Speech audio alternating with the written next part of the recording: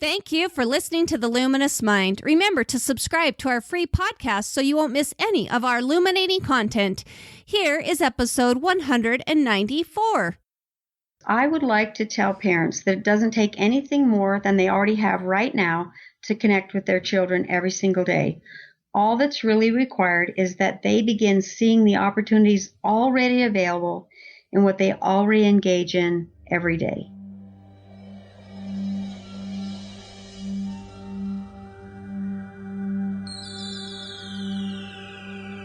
Benjamin Franklin once said, "Do not curse the darkness, rather light a candle instead."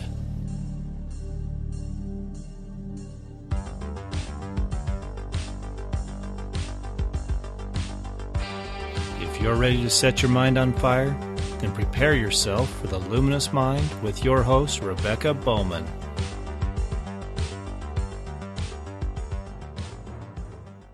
Today's Firestarter is Mary Ann Johnson. Mary Ann Johnson was born into a large and boisterous family of 9 children and survived to become the mother of 7 equally boisterous and busy children. She has been happily married to her husband, Don, for 46 years and has 13 grandchildren aged 2 to 29. She started college at 19 and finally finished with a master's degree in her 40s.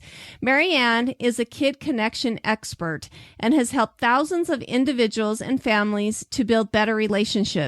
She is the founder of Relationship Transformations for Busy Parents and an online community reaching thousands of people each week.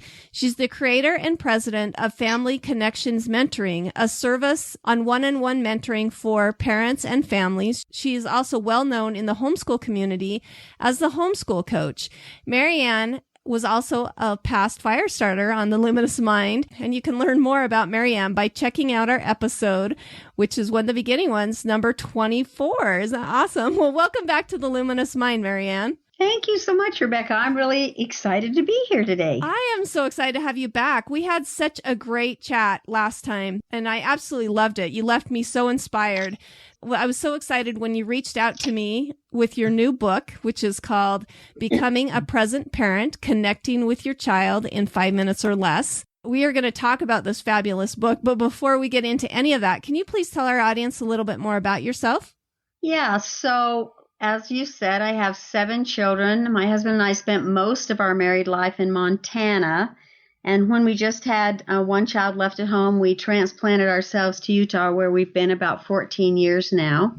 I really love history. It's one of my favorite things. It's what I really enjoy reading about. I like writing quite well, and I'm an aspiring painter and jazz dancer someday. Oh, wow.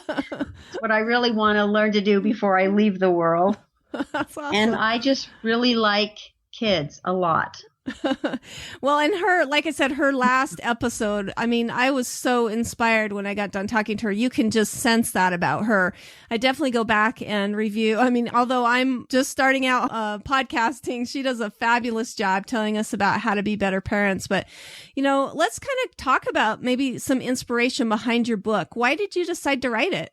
Well, it's interesting. I started out teaching educational tool that I came up with, which was really fun. I only homeschooled my last 2 children, and it was very on and off in Montana. There was only 2 other families in our whole community that homeschooled that I knew of.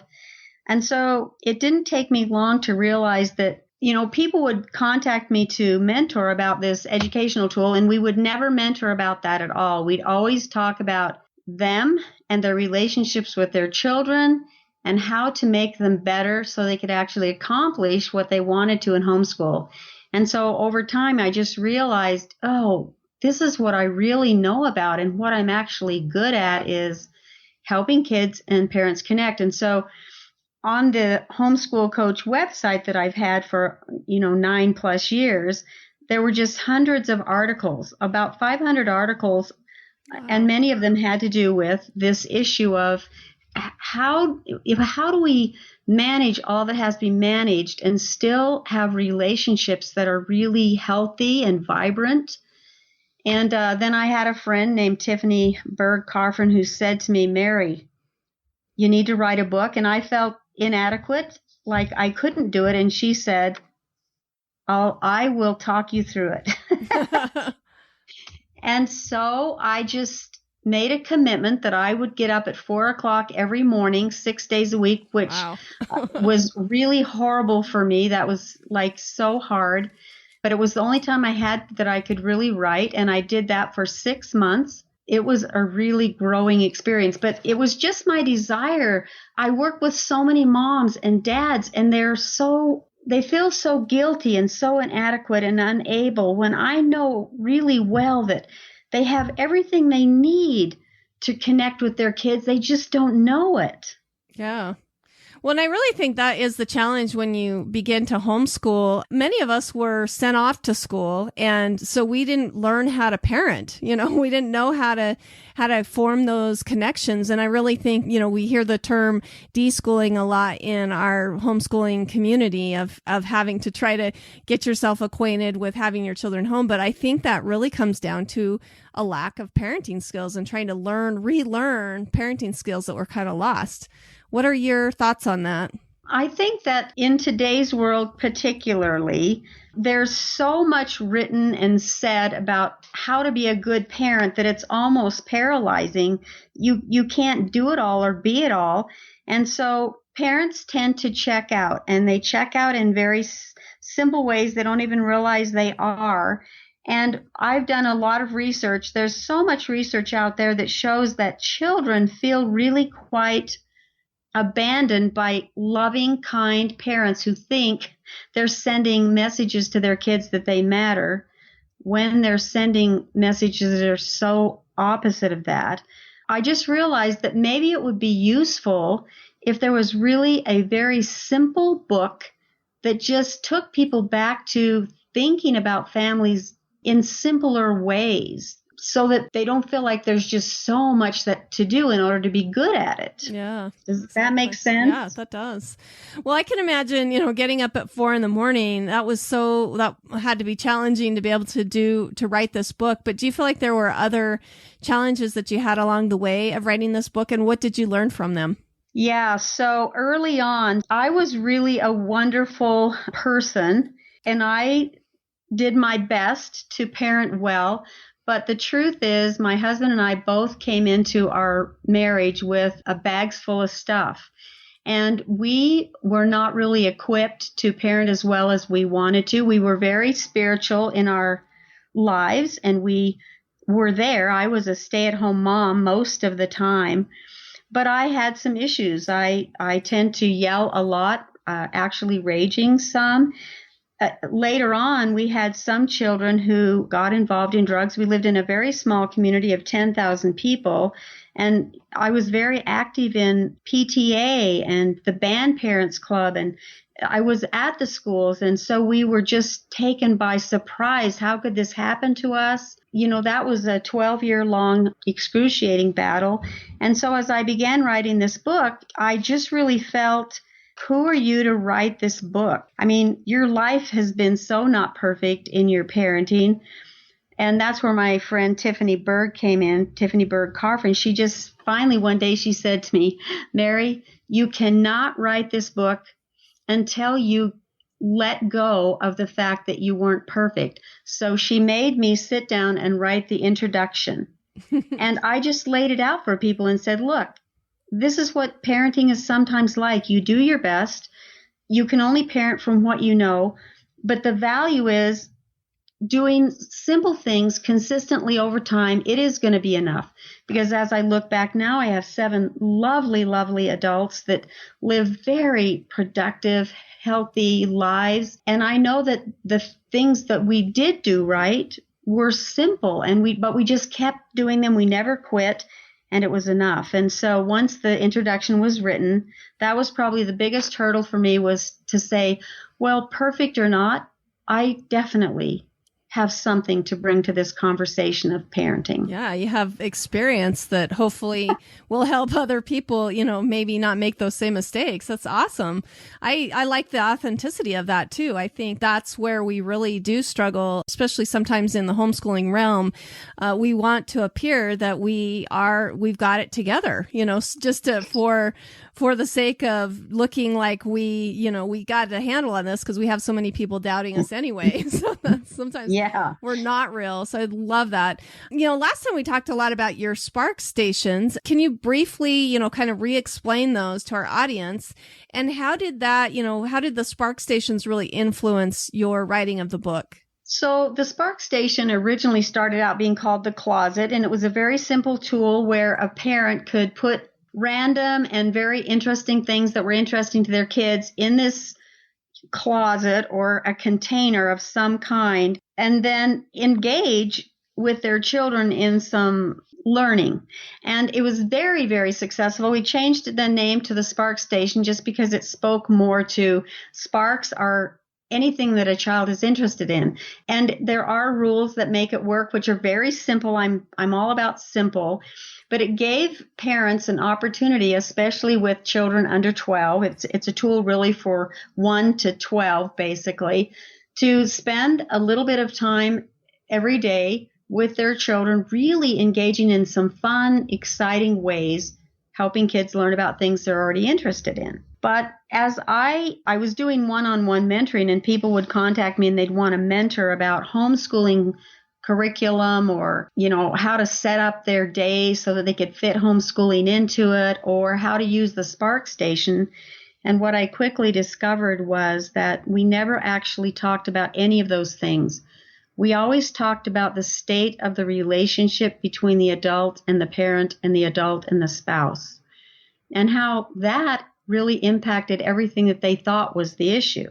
Oh, yeah. And over the years that I taught the Spark Station, I also realized that it was a wonderful educational tool. There's no question about that.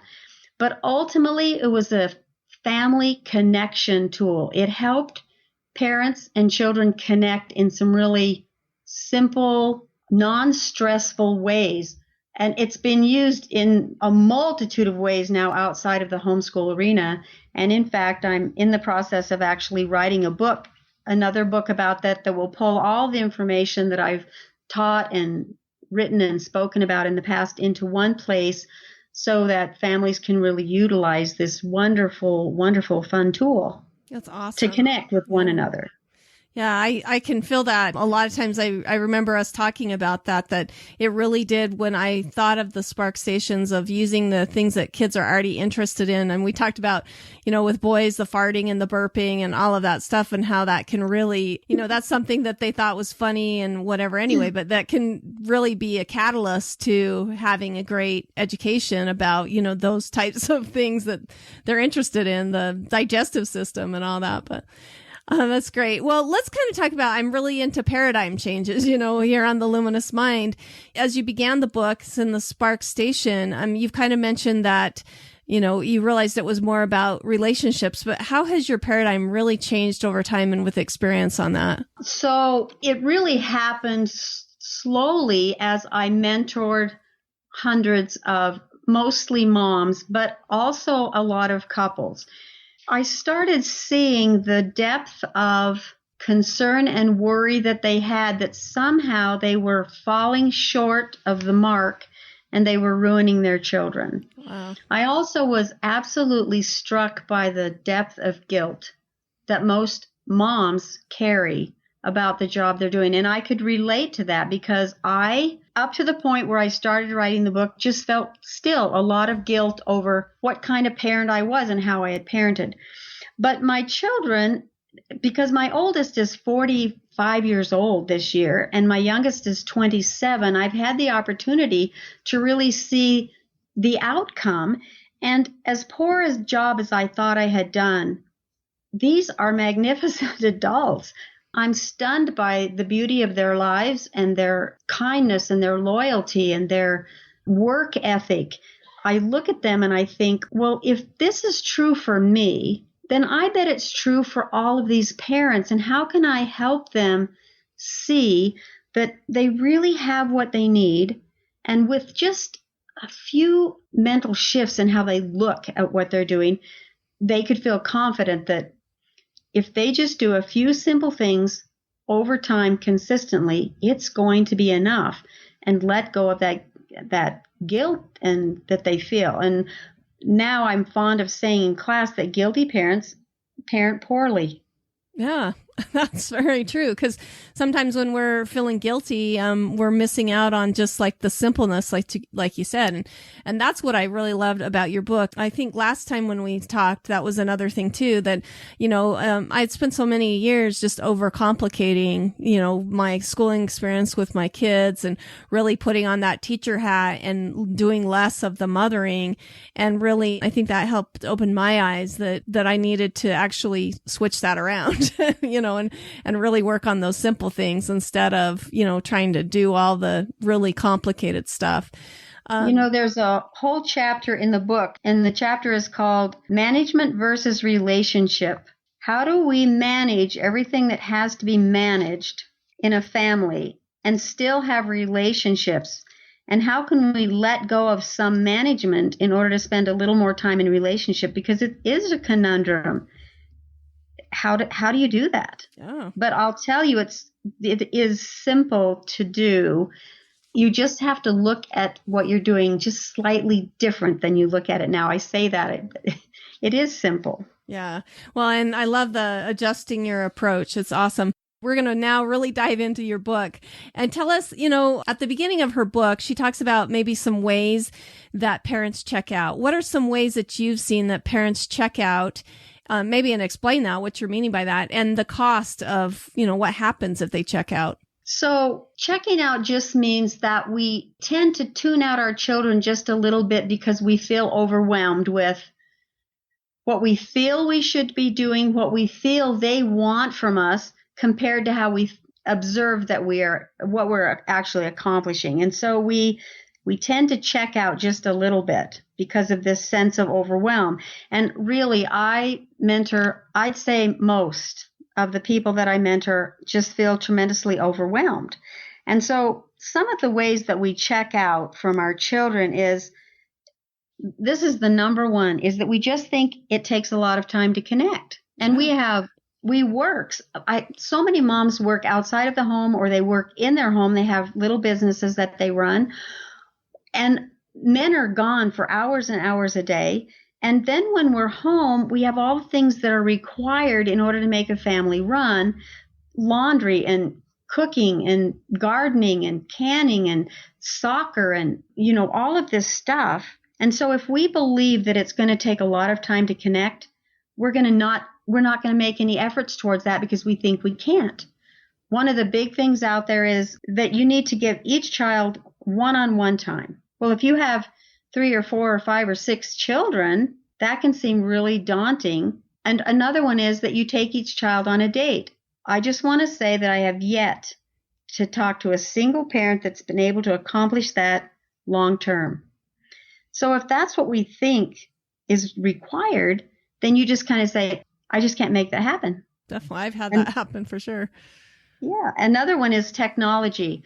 So I just taught a class this last weekend on technology. And so I did a serious amount of research on that.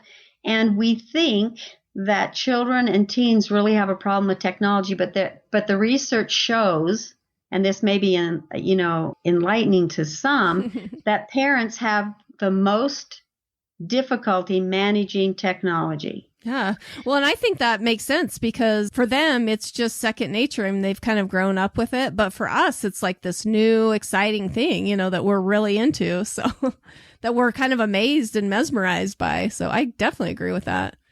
So. Yeah. And most parents don't even realize how their technology use is impacting their children. There's a whole chapter on that because it's so huge when it comes to relationships between parents and children. Another one is, of course, I mentioned family management. If we're so involved in family management, then we're really going to struggle with relationships. Another one is overwhelm itself, the agenda that is always in our heads. We have to learn to let the agenda go for 3 minutes at a time, 3 to 5 minutes at a time. And there are some skills that allow us to do that.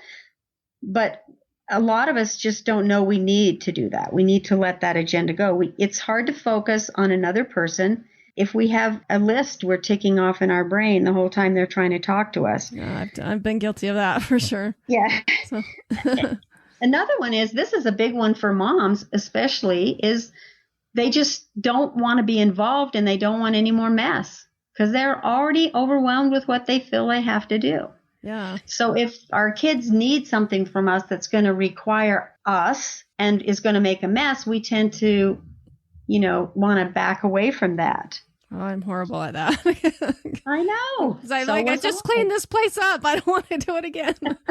That's right. And, another one, this one really was mine. I've really had to. In fact, one of the skills that I teach in the book is how to play, because I was play adverse.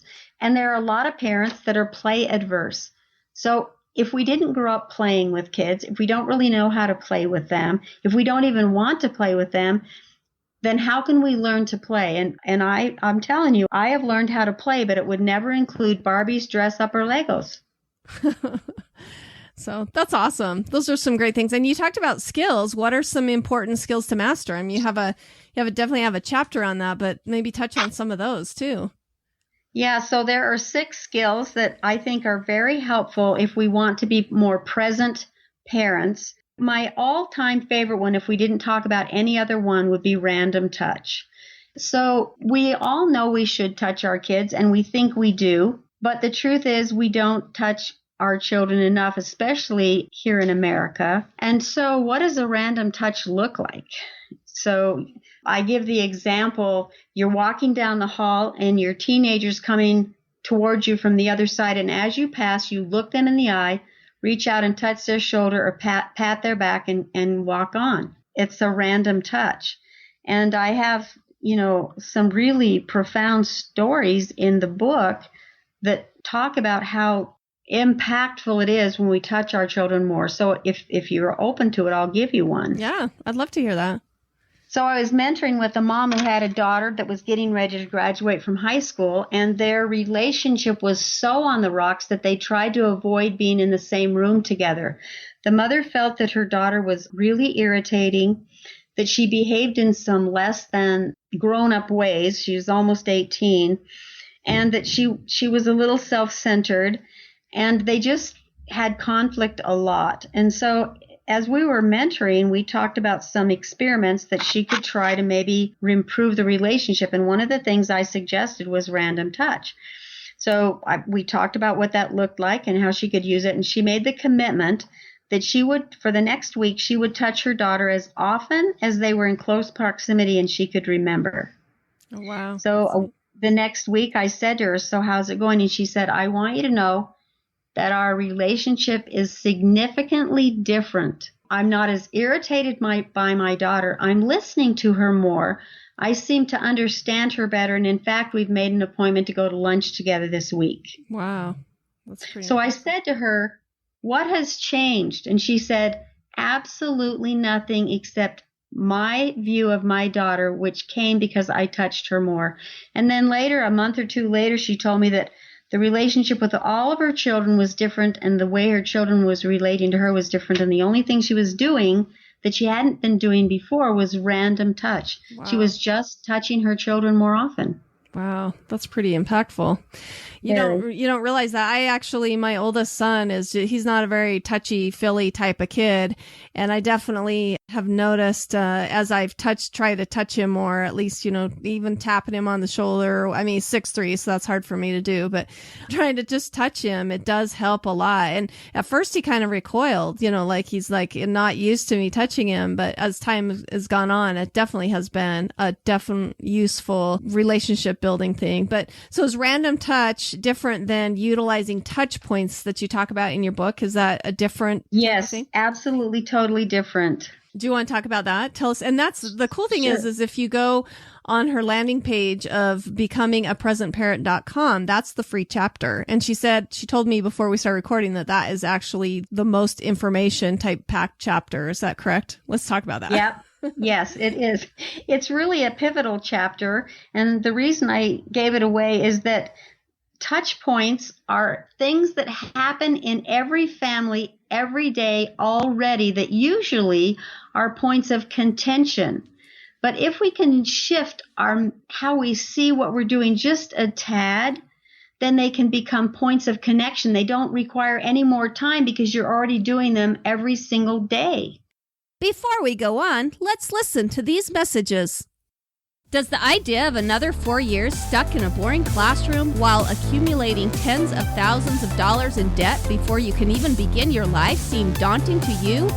Let the intellectually stimulating collaborative community of Praxis change your educational paradigm. With Praxis, you don't have to wait to ignite your future. You can begin today. Praxis combines an intensive 3-month professional development program and a 6-month paid apprenticeship with a dynamic growing company and a guaranteed full-time job placement. And the best part, no degree or debt is needed to get started. To get exclusive Firestarter information about Praxis, go to discoverpraxis.com/mind.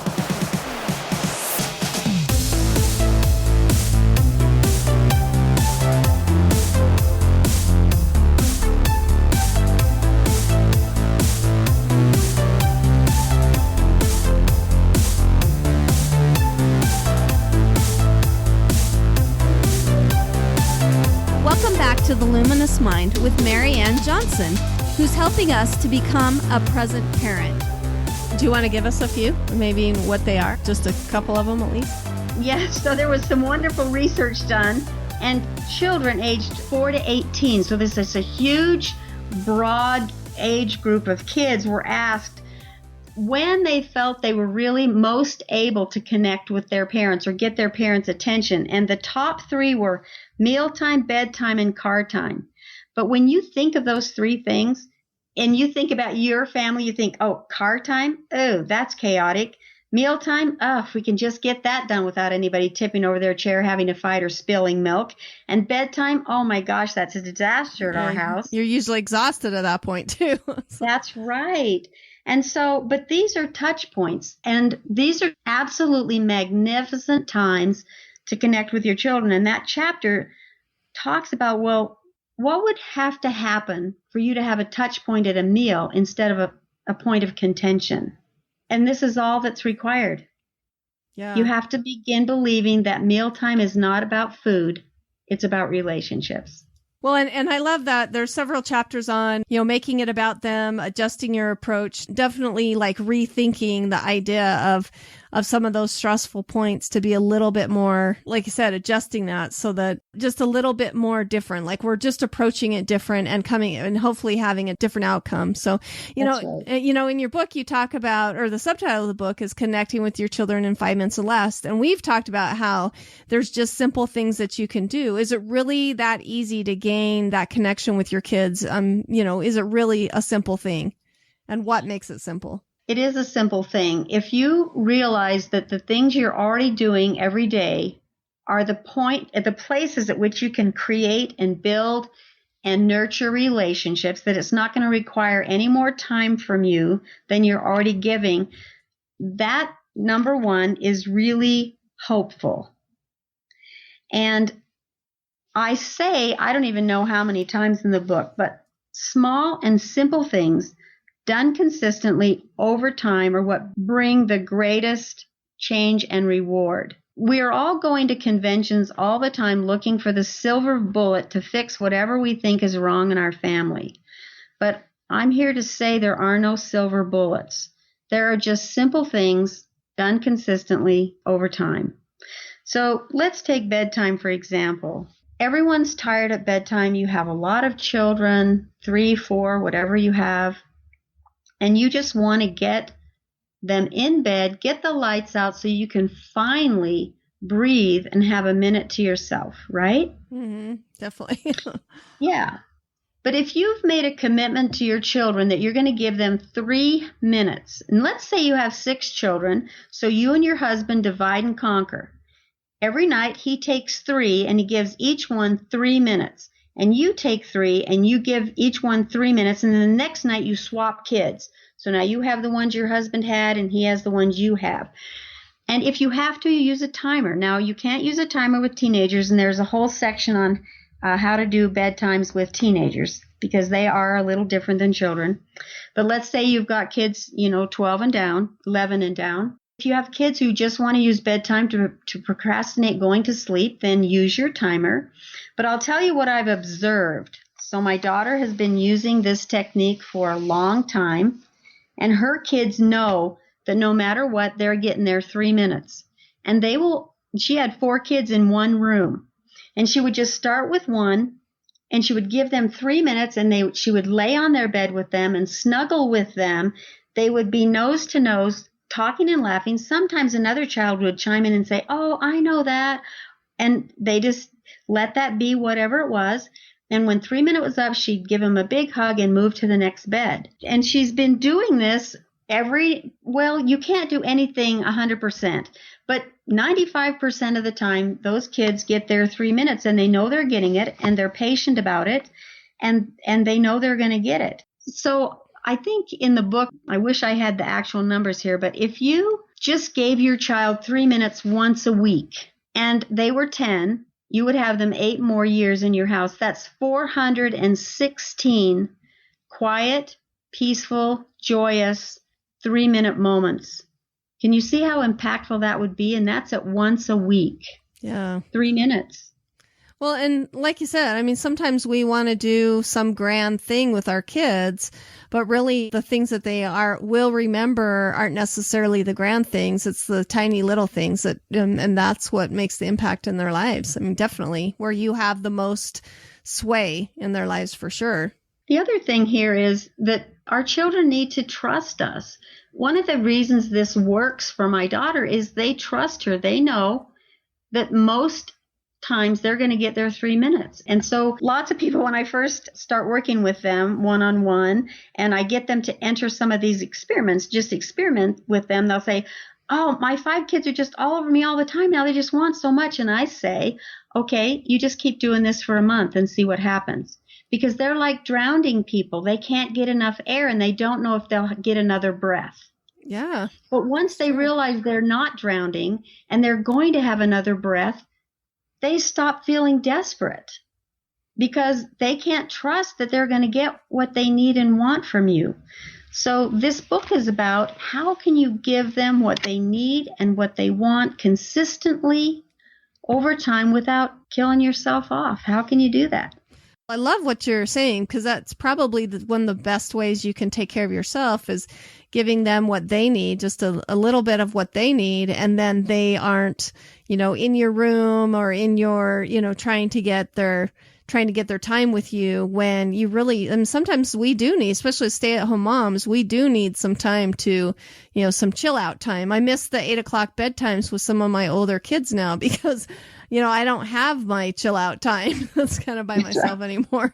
I've always got one or two in on my room, trying to talk my ear off when I'm frazzled. So I think there's a whole chapter in the book on caring for self equals better presence, that we absolutely have to take care of ourselves so that we have what we need to give to our kids. But here's another thing I've just done a serious amount of research on and I've experienced myself.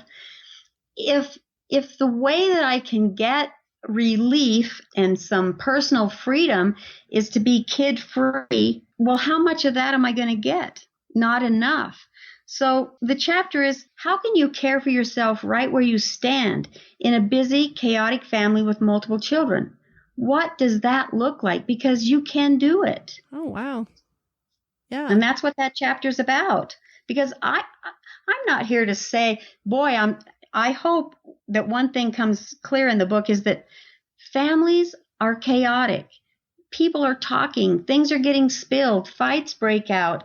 People get sick. It is what it is. So how do we live and communicate and love one another and connect in the midst of what is? Yeah, make it more joyful for sure. I would think definitely. That's the point. More joyful. Exactly. Awesome. Well, you have so many great stories in your book, and you've mentored so many people, but do you have give us an example of maybe one of your favorite experiences with a family that you mentored? So I will. So this family, there were 3 children aged 8 to 13 or 14. And it was a family in trouble. Mom and dad were getting a divorce. It was very unpleasant. the children were really struggling. The oldest child, the 13 or 14-year-old, was a boy, and he had completely withdrawn. Most of the family members did not want them coming to family activities because the kids were so off the wall. They were just out of control. And the mom was really struggling because now she's got to work full time, and she has these children who are suffering, and it was just very stressful. Unruly type of kids too. Yeah, unruly. That's right. And so as we were talking, I said, well, if you could think of one thing that would be most helpful for you, what do you think it would be? And she said, well, I wish I could just be consistent. And I said, okay, that's the goal for the next month. And so we're going to pick one thing that you can be consistent at. Now, one of the touch points that doesn't happen, so 5 touch points happen every day for every family, and 3 can be added very simply. And the one that we decided that she would experiment with is one of the 3, and that is reading as a family. So she made a commitment that 3 times a week she would get her 3 kids in the middle of her bed, and they would read for 15 minutes. So how do you think that looked the first 2 weeks? Yeah, I can see kids jumping all over the bed and this chaos. It was terrible. Yeah. Nobody listening, a lot of fighting. They're all over the place. And she would, I'd talk to her the next week and I'd say, how's it going? And she said, well, it's just crazy. And I'd say, well, what's your goal? And she'd say consistency. And I'd say, okay, that's your job is to read. That's all you have to do is for 15 minutes, you just read. Well, within a month, they were reading sometimes 20, 25, 30 minutes. Her kids were they wanted to hear the book. If she forgot, they reminded her that they hadn't read yet. And the 13-year-old, 14-year-old boy had started talking again, and it was spilling over into their dinner time. They were actually able, at this point, to sit around the table and eat a meal together without as much chaos as they had had in the past. That's awesome. Now, this family, had a long way to go, but you can see the value of just doing simple things consistently over time, so your kids begin to trust what is going to be there. It was a super stable thing for them to do. It was very connecting with their mom and with each other, and it made a huge difference in their family in just 1 month. That's great. That is amazing. Well, if you could summarize the book with some advice, what advice would you give to some parents? Well, the primary message of the book is that despite the busyness of life, any parent can choose, because it is a choice, can choose to be present with their children daily. So here's what presence is. Let's define it. Presence is giving another person our full attention for even 5 minutes, 3 minutes, or 1 minute. Now, when we're present with our children, it builds a sense of value, worth, and belonging. It really says more than anything you can do for your kids, I hear you, I see you, you matter to me. So that's the primary message of the book, is that no matter what your life looks like, you can give this presence to your children in small increments of time, sometimes as little as 30 seconds. Well, and kind of at the beginning, to go back to stuff we've already talked about, we talked about parents checking out and the cost of that. And I really feel like, if we don't connect, what are those costs let's kind of double back to that.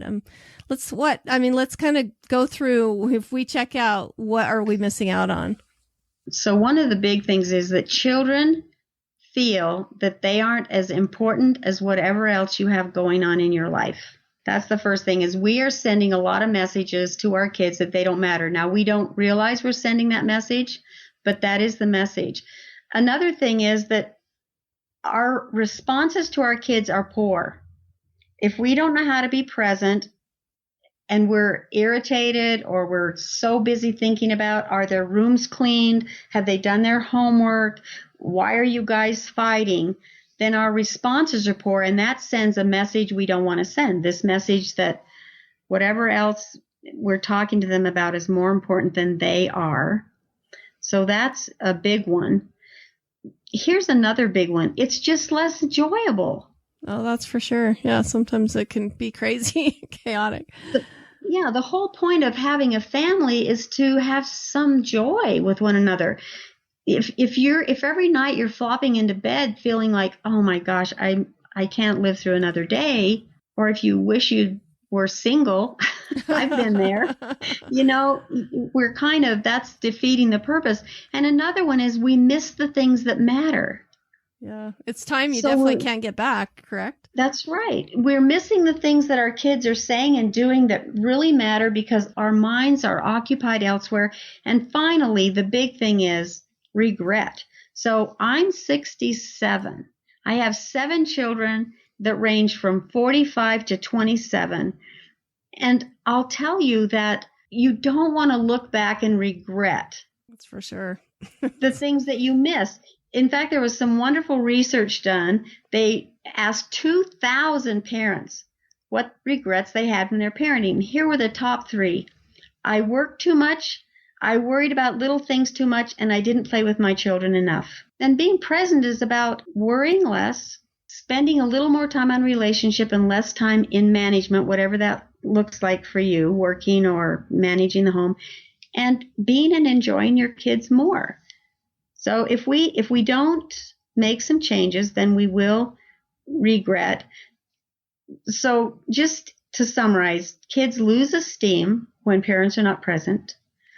Parents' responses are more poor, which send messages they don't mean to send. You enjoy your kids less. You miss a lot of really important things, and you'll have regrets that you might as well not have. Yeah, exactly. Well, and if you could just pinpoint maybe one habit that we should implement in our family life that would help us be more, helpful, or that would help us be more successful in our parenting, what would that habit be? I would say random touch. If you didn't do anything different from anything you've heard, just touch your kids more. Let me give you one more example of what that looks like, okay? Okay.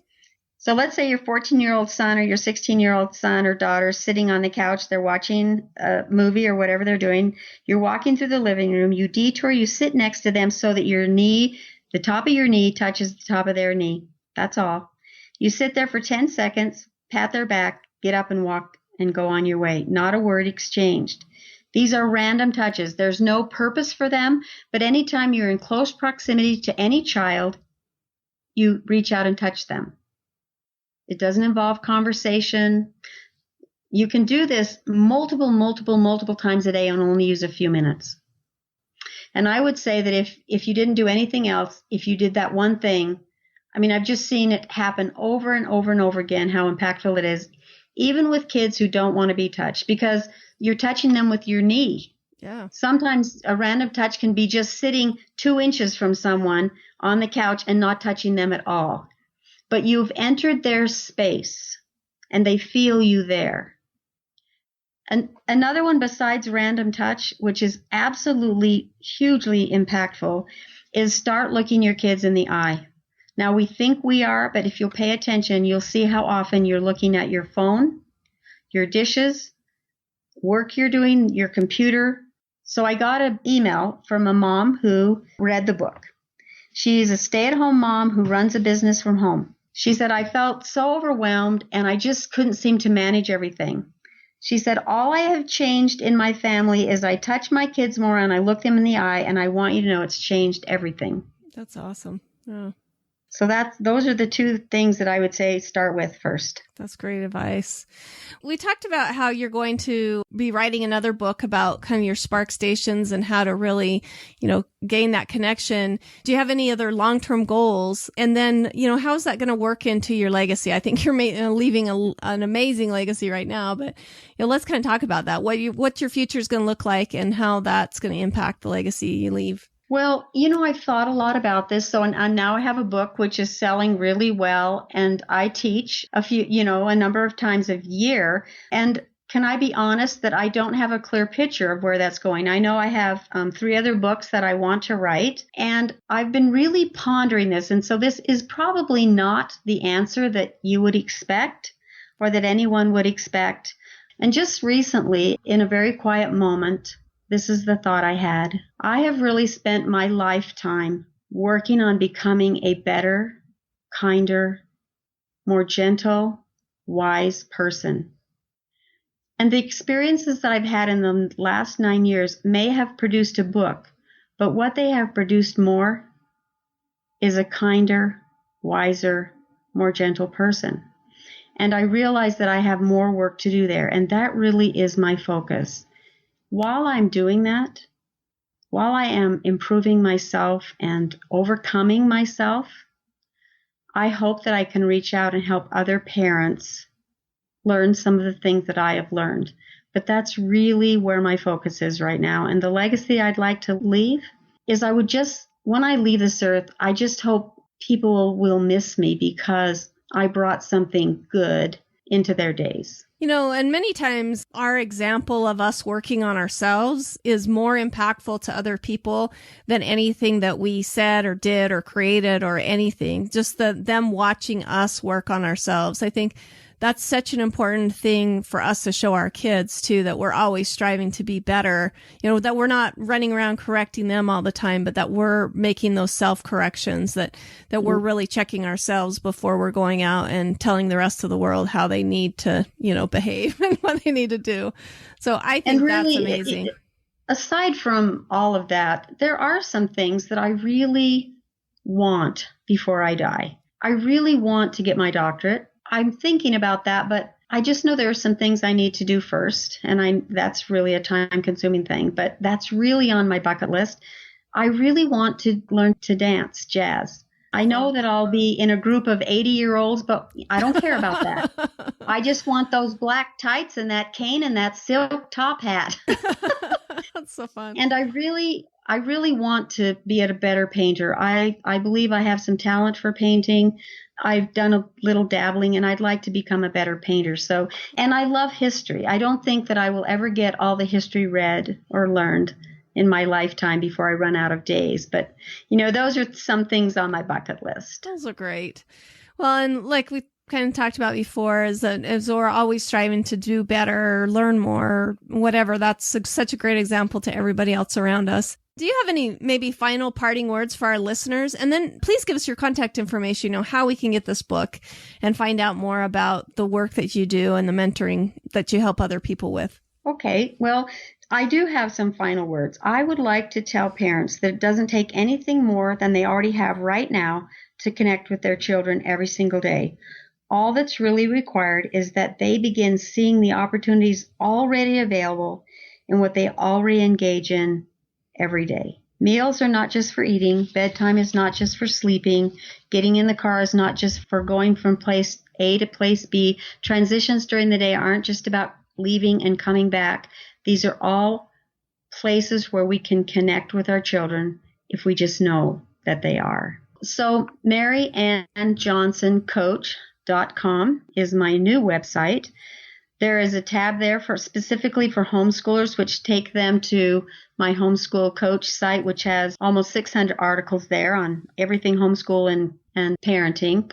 There'll be a lot of wonderful articles on this site. It's a site to watch because I'm going to have a lot of free resources. I'm a little challenged technically, but I'm working on those now to get some free resources up. And also this fall, I'm going to be doing a series of free videos, which will go out to those people on my list, and it will be posted there on that website.